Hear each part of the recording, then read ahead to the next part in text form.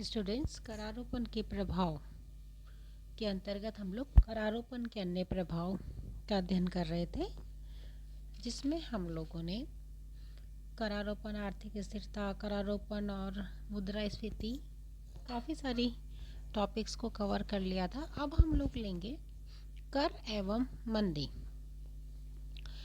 मंदी काल या मुद्रा संकुचन की स्थिति में करों को एक अन्य प्रकार की भूमिका अदा करनी पड़ती है।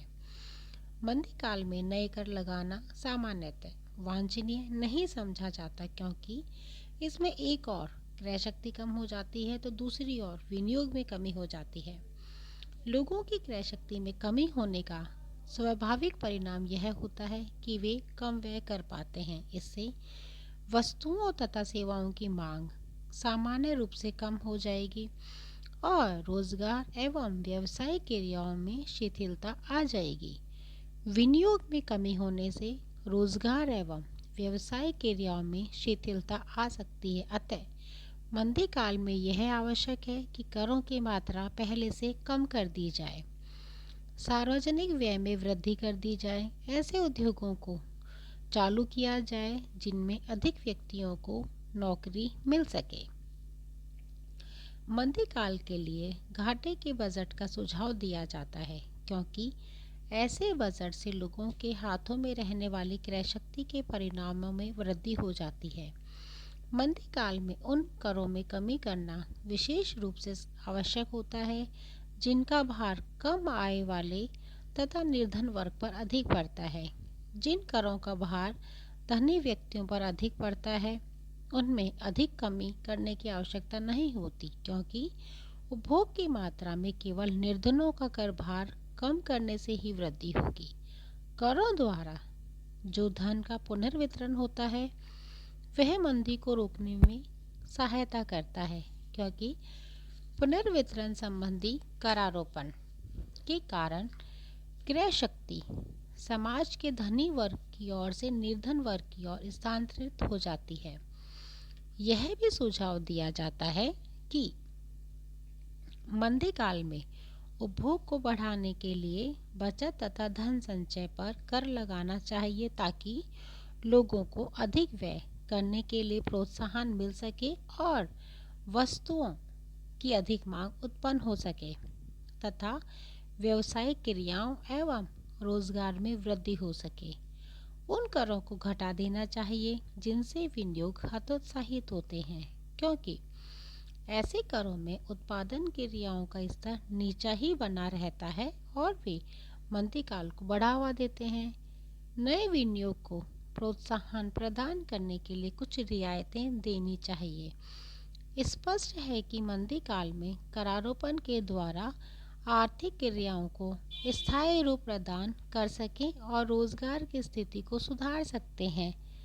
यह कहा जा सकता है कि मुद्रास्फीति में नए कर लगाकर तथा पुराने करों की दरें बढ़ाकर लोगों की जेबों से अतिरिक्त क्रय शक्ति कम करके और मुद्रा संकुचन या मंदी काल में करों को हटाकर या करों की दरें कम करके अथवा नए करों का विचार स्थगित करके मूल्यों को स्थिरता प्रदान की जा सकती है और रोजगार की स्थिति को स्थायी बनाया जा सकता है। इसी उद्देश्य को पूरा करने के लिए राजस्व संबंधी क्रियाओं का उपयोग आधुनिक सरकारें स्वयं करती हैं। करारोपण प्रत्येक सरकार की आर्थिक नीति का मुख्य अंग होता है। आधुनिक विद्वान इसी को कार्य संपादन संबंधी वित्त व्यवस्था के नाम से संबोधित करते हैं। प्रभावशाली कदम उठाने के लिए इस बात पर बल दिया जाता है कि करारोपण, सरकारी व्यय और सरकारी ऋण की एक समन्वयपूर्ण नीति अपनाई जाए। यह आवश्यक है कि इन राजकीय उपायों एवं आर्थिक नियंत्रण तथा उपयुक्त मौद्रिक नीति आदि अन्य उपायों के बीच समन्वय स्थापित किया जाए। करारोपण मूल्यों तथा रोजगार को स्थायी रखने में सहायक होता है। विगत वर्षों में लॉर्ड कीन्स तथा लॉर्ड विलियम बेवरिज की रचनाओं द्वारा पूर्ण रोजगार का विचार बहुत ही महत्वपूर्ण हो गया था और कर प्रणाली का प्रयोग इस उद्देश्य को प्राप्त करने के लिए किया जाने लगा था।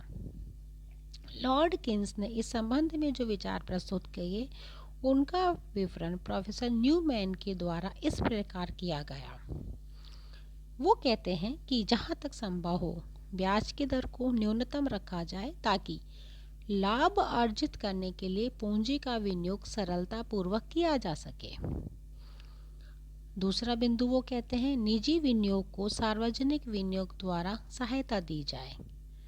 तीसरा बिंदु वो कहते हैं कि प्रगतिशील कर प्रणाली का प्रयोग किया जाए जिसका बोझ बचत पर पड़ेगा, घटाते हुए उपभोग करने की शक्ति को दूर किया जाएगा।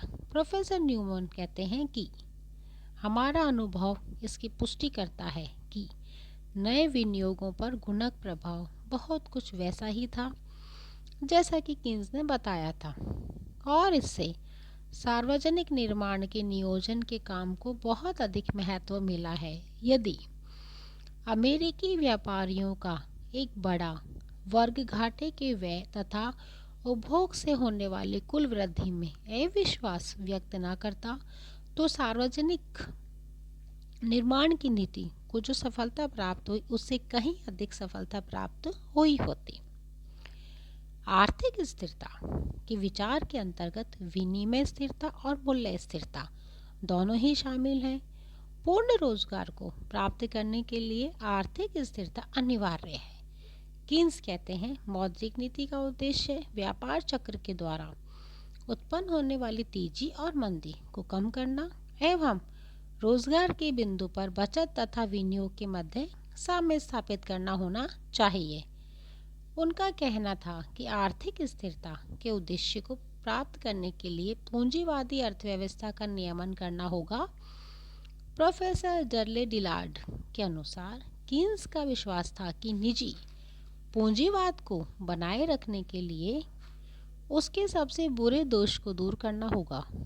वह इसमें विश्वास करता था कि निजी औद्योगिक पूंजीवाद की मूल बातों में बिना कोई परिवर्तन किए इन दोषों को समाप्त या दूर किया जा सकता है। इसलिए आज के युग में आर्थिक स्थिरता के उद्देश्य को प्राप्त करने के लिए राजकोषीय नीति का प्रयोग और महत्व बहुत अधिक बढ़ गया है। अब हम लोग करेंगे करारोपण तथा पूंजी निर्माण। विकासशील देशों में मुख्य समस्या पूंजी निर्माण की गति को तेज करके उत्पादन बढ़ाने की होती है। करारोपण को इन अर्थव्यवस्थाओं में पूंजी निर्माण के एक महत्वपूर्ण साधन अथवा यंत्र के रूप में स्वीकार किया गया है क्योंकि इसके द्वारा बचत तथा विनियोग को प्रोत्साहित किया जा सकता है और अप्रयुक्त साधनों का उपभोग संभव है। ऐसा अनुमान लगाया गया है कि विकासशील अर्थव्यवस्थाओं में जब तक पूंजी निर्माण की दर में 12 से 15% तक की वृद्धि नहीं होगी तब तक वे विकसित अर्थव्यवस्थाओं के समान नहीं हो सकेंगे। पूंजी निर्माण के अर्थ से अभिप्राय 3 बिंदुओं से है। पहला, उन साधनों को जो बेकार पड़े हैं या जिनका उपयोग उपभोग संबंधी क्रियाओं पर किया जा रहा है जैसे पूंजीगत वस्तुओं के उत्पादन में लगाना। दूसरा, एक सुदृढ़ बैंकिंग और वित्तीय व्यवस्था की स्थापना करना ताकि देश में बचत गतिशील की जा सके और विनियोग को बढ़ावा मिले। तीसरा, देश के मौद्रिक एवं अन्य साधनों को पूंजीगत वस्तुओं के उत्पादन के लिए लगाना। करारोपण विकसित एवं विकासशील दोनों ही अर्थव्यवस्थाओं में पूंजी निर्माण में पर्याप्त सहायता प्रदान करता है।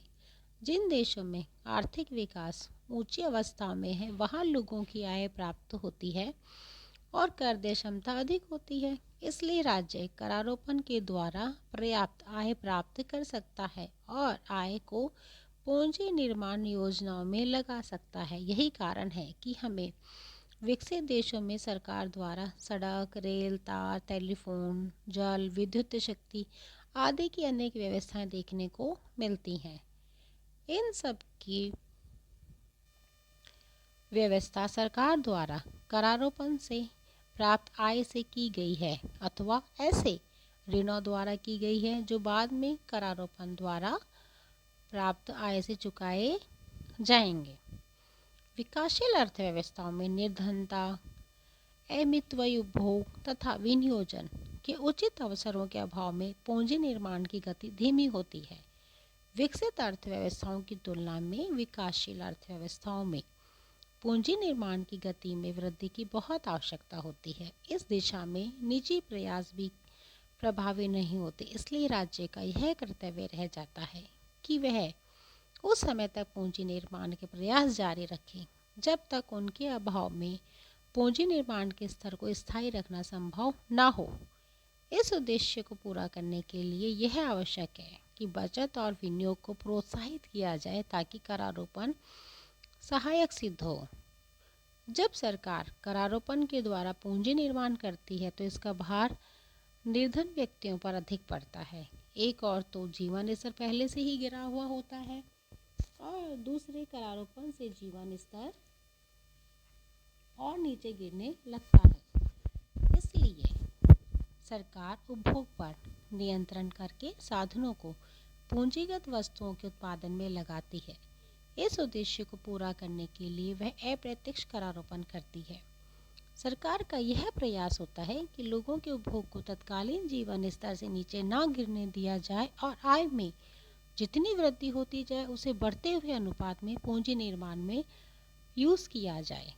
सरकार के लिए यह वांछित है कि वह प्रत्यक्ष करों के द्वारा धनी लोगों के अपव्ययी उपभोग को कम करे या उस पर अंकुश लगाए। इसलिए वह व्यय कर, मृत्यु कर आदि लगाती है। इससे दो लाभ होते हैं। एक तो साधन अधिक आवश्यकता वस्तुओं के उत्पादन में लगाए जा सकते हैं और दूसरा करारोपण से प्राप्त आय को राज्य पूंजी निर्माण में लगा सकता है। सामाजिक और आर्थिक पूंजी जैसे सड़क, रेल, तार, डाक, नदियाँ पर पुल आदि के निर्माण पर कर राशि को खर्च किया जा सकता है तथा सरकार स्वयं प्रत्यक्ष रूप से औद्योगिक उत्पादन में भाग ले सकती है।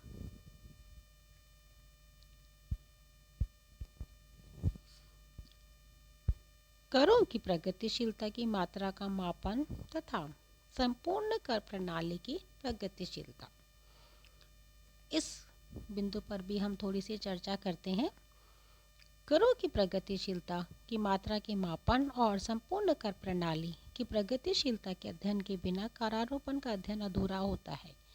करारोपण के लाभ के सिद्धांत को प्रोफेसर मिल ने इस आधार पर अस्वीकार कर दिया कि लाभ सिद्धांत के अंतर्गत गरीब व्यक्ति को अधिकतम कर देने पड़ते हैं क्योंकि सामाजिक वस्तुओं का अधिक उपभोग गरीब व्यक्तियों के द्वारा किया जाता है। अतः करारोपण करदेय क्षमता के अनुसार किया जाना चाहिए।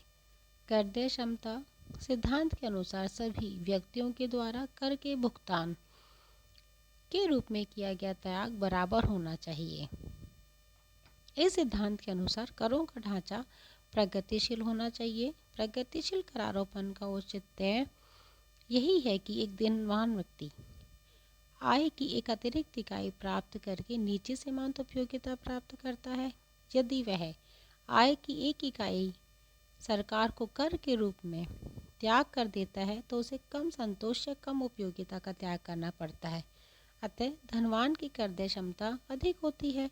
धनवान की करदेय क्षमता कुल रूप में ही नहीं वरन प्रति इकाई आय के रूप में भी गरीब व्यक्ति से अधिक होती है। एक निर्धारित आय में से कर देने में धनवान को कम त्याग करना पड़ता है, जबकि उसी राशि पर गरीब द्वारा उतना कर लगा दिया जाए तो उसे अधिक त्याग करना पड़ता है। अतः प्रगतिशील करारोपण समान सीमांत त्याग के सिद्धांत पर ही हो सकता है।